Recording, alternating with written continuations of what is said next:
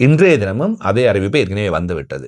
தோனி சில வேளைகளில் இந்த இம்பாக்ட் பிளேயராக வந்து துடுப்படுத்தாட மட்டும் வாய்ப்பு.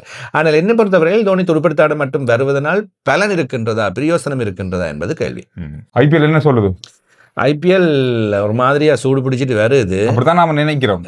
கொஞ்சம் கொஞ்சம் பரவாயில்ல. இப்ப முன்தினமாக முன்னேற்றம் இருக்கு. IPL-க்கே முன்னேற்றமா? IPL முன்னேற்றம். ஆனா கட்டசி அணிக்கு கடும் போராட்டம். யாராரு? மும்பை இந்தியன்ஸும் KKR-ம் நானா நீயா யாரு? ஆனா KKR விட்டு கொடுக்கறதா இல்ல. ஒரு காலத்துல முதல் 2 இடத்துக்கு போட்டி போட்டாக்கள் வெற்றி பெறும். இப்ப கடைசி இடத்துக்கு ஷாருக் கான் ஏன் இப்படி விட்டுட்டார்? மைதானத்துலயும் காணல. முந்தியெல்லாம் வந்துருவார், அவரோட சேர்ந்து ஆக்டர்ஸ் எல்லாம் நிறைய பேர் வந்திருப்பாங்க. கொஞ்சம் ஏதோ கைவிட்டுட்டாரா இல்ல வேற பிஸில இருக்கிறாரோ என்னன்னு தெரியல. 6 மேட்ச் அன்று தொடர்ச்சியான தோல்வி. இன்னும் ஒருவே டீம் இல்ல. ஒரு போட்டி மலையாள கைவிடப்பட்டது. மற்ற அணிகள் எல்லாமே ஒன்றொண்டாவது வென்றிருக்காங்க. இவங்க வெல்லவே இல்ல. சென்னையாவது பரவாயில்ல 2 போட்டியில விட்டுருக்காங்க. சென்னை இப்ப ஒன் த ரேஸ் தானே, போட்டியில வந்துட்டாங்க. அடுத்தடுத்து 2 இப்ப போட்டி போடக்கூடிய நிலைமையில வந்துட்டாங்க. முன்னணி அணிகளுக்குள்ள வந்துட்டாங்க, முன்னுக்கு நிக்கிறாங்க. ஆனா KKR அடுத்தது மும்பை இந்தியன்ஸ். என்ன நடக்க போகுது? எனக்கு தெரிஞ்சு மும்பை இந்தியன்ஸும் தேடுறது கொஞ்சம் கஷ்டம் என்ற நிலைமையில. மும்பை இந்தியன்ஸ் வாய்ப்பே கிடையாது. மும்பை இந்தியன்ஸ் முகாமைத்துவத்துக்குள்ள பிரச்சனை இருக்குது, அல்லது டாப் மேனேஜ்மெண்ட்டுக்குள்ள பிரச்சனை இருக்குதுன்ற பரவலான கதையொன்று ஓடிட்டு இருக்குது. மஹேல ஜெயவர்தன் அங்கதான் இருக்கிறார். அவருக்கு மேல உள்ளவங்க பிரச்சனையா அல்லது அவரும் வீரர்களுக்கும் இடையில பிரச்சனையா, ஹார்திக் பாண்டியா பிரச்சனை என்று சொல்லப்படுகின்றது. இன்னொரு பக்கம் சொல்லப்படுகின்றது ஹார்திக் பாண்டியாவுக்கு முழுமையான சுதந்திரம் வழங்கவில்லை. குஜராத் டைட்டன்ஸ் அணியை 2 வருடங்கள் மிக சிறப்பாக வழிநடத்தினவர், அவருக்கு ஃப்ரீடம் இல்லாமல் கட்டுப்படுத்தி வச்சிருக்கிறாங்க என்றது. அதே மாதிரி சில வீரர்களோட ஃப்ரஸ்ட்ரேஷன் அவர்கள் காட்டுகின்ற விஷயங்கள், எதிரொலிகள், இப்படி மும்பை இந்தியன்ஸ் கொஞ்சம் சிக்கலாக போகின்றது என்ற பேச்சுக்கள். விளங்குதானே சிக்கல் தான். வெற்றிகளை தொடர்ந்து பெற வேண்டும், இல்லாவிட்டால் சிக்கல் தான். அநேகமாக சகல அணிகளுமே 5 போட்டிகளை நிறைவு செய்து விட்டன. இன்றைய தினம் டெல்லி 5வது போட்டியினை விளையாட போகின்றது. டெல்லியும் RCB 6வது போட்டி. 2 போட்டி போல. இன்றைக்கு 2 போட்டி. முதலாவது போட்டி ராயல் சேலஞ்சர்ஸ் பெங்களூர் டெல்லி. அடுத்த போட்டி CSK சன்ரைசர்ஸ். மதிசபத்திரன் இன்னும் விளையாடுவது உறுதி செய்யப்படவில்லை. அவர் போயிருக்காரு, இந்தியாவில் போயிட்டார். இன்னும் முழுமையாக அவர் உடல் தகுதி அதே போன்ற அணிக்குள்ள கொண்டு வருகின்றது. அந்த விஷயங்கள், மேட்ச் ஃபிட்னஸ், இப்படி பல விஷயங்கள் அங்கேயும் இருக்குது. ஸோ அது இருக்குது. சில வீரர்கள் மாற்று. டில்ஷான் மதுஷங்கர் சன்ரைசர்ஸ் ஹைதராபாத்தோடு இணைந்திருக்கின்றார். 2 தினங்களுக்கு முன்னர் போயிருந்தார். எனவே அப்படி ஸ்ரீலங்கன் பிளேயர்ஸ் கொஞ்சம் கொஞ்சமா போக தொடங்குறாங்க.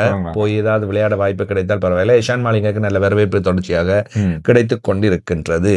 இப்ப இதுல சந்திர டெல்லி கேபிட்டல்ஸ் நல்ல அணியாக ஆரம்பித்தது.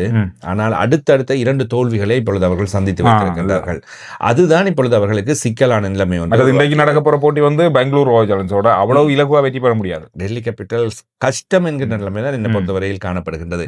இலகுவில் 2 தோல்வி, அடுத்தடுத்த 2 தோல்விகள். என்னோட 3வது தோல்வி நினைக்கிறேன். முதல் 2 போட்டிகளிலும் போராடி வெற்றி பெற்றார்கள். தோற்க வேண்டிய போட்டியினை வெற்றி பெற்றுக் கொண்டார்கள். அது அவர்களே சிறப்பு. ஆனால் அடுத்த 2 போட்டிகளிலுமே தோல்வியினை சந்தித்துக் கொண்டார்கள். ராயல் சேலஞ்சர்ஸ் பெங்களூரோடு எங்களை பொறுத்தவரையில் அவர்கள் முதலிடத்தில் கொண்டே முடிவு செய்ய போகின்றார்கள் என்பது தெரிகின்றது. விராட் கோலி மாத்திரமல்ல, விராட் கோலி இல்லாவிட்டாலும் கூட அந்த அணி அந்த அணியை இனி வெல்றதுன்றது அவ்வளவு இலகுவான காரியம் இல்லை. இறுதிப் போட்டிக்கான அத்தனை தகுதியோடையும் பெங்களூர் ராயல் சேலஞ்சர்ஸ் அணி இருக்குது. நல்ல பலமான அணி. துடுப்பாட்டம் பலம், பந்து வீச்சு பலம், களத்தடுப்பு மிக சிறப்பு. எப்படி போன வருஷம் கிண்ணத்தை கொண்டு போனாங்களோ அப்படியே திரும்பி வந்துருக்காங்க. ஆனால் டெல்லி கேபிட்டல்ஸும் மோசமான அணி என்று சொல்வதற்கு எதுவுமே இல்லை. ஆனால் தோல்வி அடுத்தடுத்த 2 தோல்விகள். அதே போன்று கஷ்டப்படுகின்றார்கள். இது எப்படி கஷ்டப்படுத்தவில்லை. 10 நிமிஷங்கள் லோகேஷ் ராகுல், நிதிஷ் ராணா போன்றவர்கள், சமீர் ரிஷ்வி, அக்ஷர் பட்டேல் என்று நல்ல அணியாக இருக்கின்றார்கள். டேவிட் மில்லரும் அங்கேதான் இருக்கின்றார். டேவிட் மில்லர் தானே ஒரு போட்டி 2 போட்டி ஒரு போட்டியை தூக்கி கொடுத்ததே அவர் தான். இல்லாட்டி 3 வெற்றியா இருந்திருக்கும். எனவே பந்து வீச்சும் கூட லுங்கிகிரி, குல்தீப் ஜாதவ், நடராஜன், முகேஷ் குமார் இவர்கள் நல்ல பந்து வீச்சர்கள். நல்ல அணி.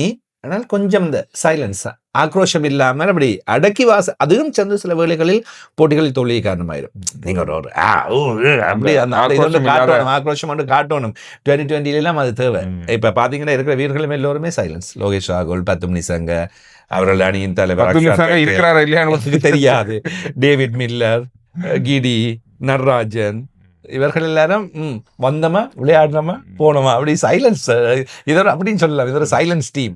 இன்றைக்கு வந்து அடுத்த போட்டி சன்ரைசர்ஸ் வந்து சென்னை. எனக்கு தெரிஞ்சு சன்ரைசர்ஸ் வந்து முதல்ல துடுப்படுத்தாட வாய்ப்புகள் இருக்கு. ஏன்னா அவங்க அதிக ஓட்டங்களை பெறதுக்கு முயற்சி பண்ணுவாங்க. ஏன்னா அவங்கள்ட்ட அதிக ஓட்டங்களை பெறக்கூடிய துடுப்பாட்ட வீரர்கள் அங்க இருக்காங்க. அவர்கள் அந்த அதிரடி நாயகர்கள் இருக்கின்றார்கள், லைன்ல அடுக்கி வச்சிருக்கின்ற அந்த 4 பேருமே அவர்களுக்கு ஓட்டங்களுக்கு போதும். எனவே அதை எவ்வாறு சென்னை கட்டுப்படுத்த Travis Head, Abhishek Sharma, Ishan Kishan, Heinrich Klaasen இவர்கள் இந்த 4 பேருமே அடித்து நொறுக்கி விடுவார்கள். இன்னொரு விஷயம், கடந்த போட்டியிலும் மிகப்பெரிய எதிர்பார்ப்பு இருந்தது. பலர் கால் பண்ணி கேட்டாங்க, தோனி டக் அவுட்ல இருந்தார் தானே, அதே மாதிரி 15 பேர் கொண்ட குழுவுக்குள் அவருடைய பேர் உள்வாங்கப்பட்டிருந்தது. 15 பேர் கொண்ட குழுவுக்குள் இருந்தால் அவர் இம்பாக்ட் பிளேயராக வரலாம். இன்றைய தினமும் அதே அறிவிப்பு ஏற்கனவே வந்துவிட்டது. தோனி சில வேளைகளில் இந்த இம்பாக்ட் பிளேயராக வந்து துடுப்படுத்தாடுவதற்கு மட்டும் வாய்ப்பு. ஆனால் என்ன பொறுத்தவரையில் தோனி துடுப்படுத்தாட மட்டும் வருவதனால் பலன் இருக்கின்றதா, பிரயோசனம் இருக்கின்றதா என்பது கேள்வி. அவர் களத்தடுப்பு செய்து விக்கெட் கீப்பராக இருந்து அணியை கைட் பண்ணினாராயிருந்தா பயன் இருக்குது. தோனியின் துடுப்பாட்டம் கடந்த போட்டிகளும் பார்த்தா 8வது இலக்கம் 7வது இலக்கத்துல வந்து ஒரு 10 ரன். ஒரு காலத்துல தோனியின் துடுப்பாட்டம், இப்ப தோனியின் துடுப்பாட்டத்தை விட அந்த வழிநடத்தல் தான் முக்கியம். எனவே அவர் வருவதால் பிரயோசனம் இருக்கின்றதா, இப்படி விஷயங்கள் இருக்கின்றது. ஆனால் டக் அவுட்டில் இருப்பது சில வேளை பலனாக இருக்கும். கடந்த 2 போட்டிகள் சென்னை வெற்றி தொடர்ந்து, அடுத்தடுத்து 2 போட்டிகள் வெற்றி பெற்று தான் இப்ப அவர்கள் 4 புள்ளிகளை பெற்றுக்கிறார்கள். தோனி இன்றைக்கு விளையாட நிறைய வாய்ப்பு இருக்கு. துடுப்படுத்தாட குறைஞ்சது துடுப்படுத்தாடுவதற்கான வாய்ப்பு, அந்த நாங்கள் ஏற்கனவே சொன்னது போன்ற அந்த பிரபல்யமான விஷயங்கள், இப்படியான விஷயங்கள், தோனி வந்திறங்கினால் ஒரு சிஎஸ்கேக்கு ஒரு பலம், இப்படியான விஷயங்கள் அவர் அந்த டீமுக்கு இருக்கிற வேளையில ஒரு பூஸ்ட் ஒரு விஷயம் இருக்கு.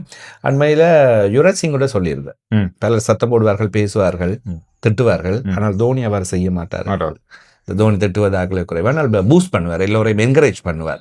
இப்படி விஷயங்கள் செய்யறதுனால தான் அந்த தோனியை பிடிக்கும் எல்லாருக்குமே. வீரர்களும் தோனிக்கு பின்னால் நிற்பார்கள். இன்னைக்கு நடக்க போற 2 போட்டி முக்கியமான போட்டி. இந்த போட்டிக்கு பிறகு நாங்க நாளைக்கு உங்களை சந்திக்கிறோம். IPL பொறுத்தவரையில எனக்கு என்னமோ இன்னும் அதே ஆரம்பிச்ச மாதிரியே தான் இருக்கிற மாதிரி தெரியுது. நீங்க என்ன சொல்றீங்க? IPL இப்ப புது வருஷம் முடிஞ்சிருக்குது, அதுவும் முடிஞ்சு 23ஆம் தேதி எலெக்ஷன் முடியும்னு சொல்லுவீங்க. அதுக்கு இன்னொரு கிழமை தான் இருக்கு. அப்புறம் எலெக்ஷன் முடிஞ்சதுக்கு அப்புறம் எலெக்ஷன் ரிசல்ட்ஸுக்கு இருக்கு. எலெக்ஷன் ரிசல்ட்ஸ் தானே முக்கியம், எலெக்ஷன் முக்கியம் இல்ல. எலெக்ஷன் ரிசல்ட்ஸ் தான் முக்கியம். எனவே அந்த பரபரப்பு, எலெக்ஷன் ரிசல்ட்ஸ் வரும் வரையும் அதுல பரபரப்பு இருக்கும். எனவே எலெக்ஷன் ரிசல்ட்ஸ் வந்ததுக்கு அப்புறம் அப்படி அந்த பரபரப்புன்னு சொல்லி சில வேளைகள் அப்படியே அடங்கி போயிடும். ஏதோ இந்த முறை IPL எனக்கு இன்னும் முழுசா திருப்தியா இருக்கான்னு பார்த்தா இல்ல. நீங்க என்ன சொல்றீங்க? உங்களுக்கு திருப்தியா இருக்கா இந்த IPLன்றத கருத்துக்களை சொல்லுங்க. அடுத்த வீடியோல சந்திக்கிறோம்.